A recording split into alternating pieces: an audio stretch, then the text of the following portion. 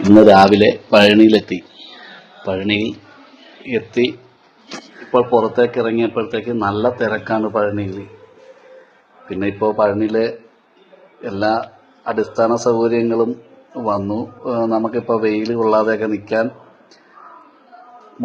മേൽക്കൂര പോലെ ഷീറ്റൊക്കെ ഇട്ടിട്ടുണ്ട്. പിന്നെ നമുക്ക് ഇപ്പോൾ പഴനി മലയിലേക്ക് കയറാൻ നേരത്ത് നമുക്ക് മൊബൈലുകളൊന്നും കയറ്റാൻ പറ്റത്തില്ല. അപ്പോൾ ഇവിടെ നിന്ന് നോക്കുമ്പോൾ നമുക്കിത് കാണുന്നതാണ് പഴനി മല. നല്ല പച്ചപ്പോടുകൂടി നിൽക്കുന്നത് കാണാൻ നല്ല ഭംഗിയാണ് അവിടെ. പിന്നെ ഉള്ളതെന്ന് പറഞ്ഞിട്ടുണ്ടെങ്കിൽ നല്ല തിരക്കാണ്. നമുക്കിപ്പോൾ അവിടെ വിശേഷ ദിവസമാണെന്ന്, അതുകൊണ്ട് നല്ല തിരക്കുണ്ട്. ദർശനത്തിനൊക്കെ കയറാൻ നമുക്ക് നല്ല തിരക്കായിരിക്കും.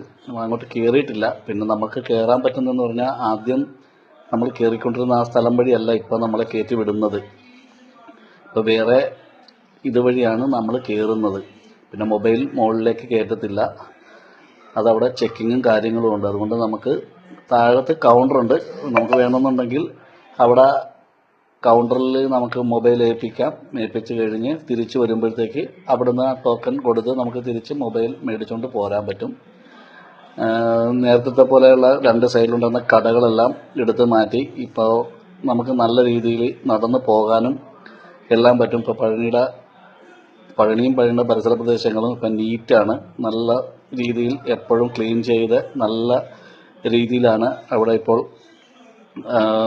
സംരക്ഷിക്കുന്നത്. പഴനിയിൽ അടിസ്ഥാന സൗകര്യങ്ങളെല്ലാം റെഡിയാക്കിയിട്ടുണ്ട് പഴനി ദേവസ്വം ബോർഡ്. അതുകൊണ്ട് നമുക്കിപ്പോൾ ഒരു കുഴപ്പമില്ലാതെ അവിടെ കൂടി നടക്കാൻ പറ്റും. നേരത്തെ എന്ന് പറഞ്ഞാൽ കുതിരവണ്ടിയും ഓട്ടോറിക്ഷയൊക്കെ അവിടെ വരുമായിരുന്നു. ഇപ്പോൾ അതൊന്നുമില്ല. നമുക്ക് വാഹന ഗതാഗതമൊക്കെ പഴനിയുടെ അടിവാരത്തേക്ക് നിരോധിച്ചിരിക്കുകയാണ്. നമുക്ക് നല്ല സുഗമമായിട്ട്